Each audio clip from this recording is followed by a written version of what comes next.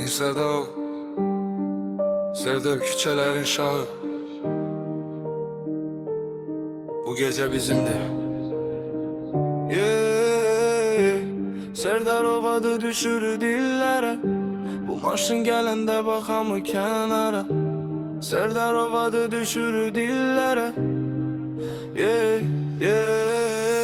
Serdar oyuna çıxıram gecə boş yol. Motor danışır susuram yox söz. Qazı basıram qalxır toz. Arxada qalanlar hamısı stop. Faralar yanır gözlər üstümdə. Küçə mənimdir yazılıb üstümə. Bu sadə maşın yox həyat tərzim. Nuhi gələndə dəyişir hər şey.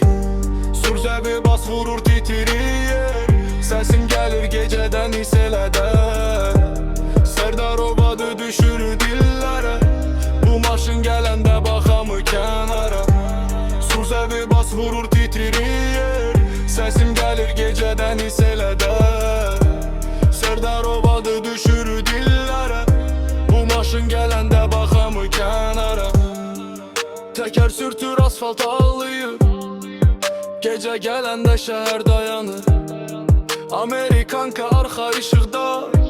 Sakit görünürəm, içim partlayır. Yavaş sürürəm amma ağır vibe güzgüdə. Hamı qalır geridə, adım yazılır bu küçələrə. Rozet ilə çıx, hiss et səhnəni. Gecə düşür, səs qalxır yavaş. Ürək döyünür, bas ilə qardaş. Bu sadəcə maşın deyil, başa düş bu həyatı kim sürür o bilir. Sövvədi bas vurur titrir.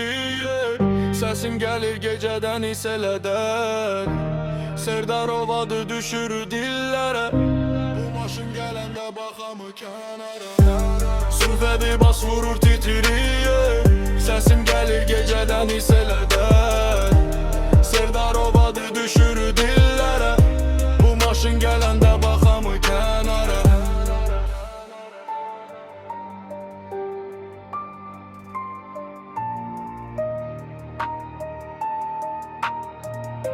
Bu maşın gələndə baxamı kənara.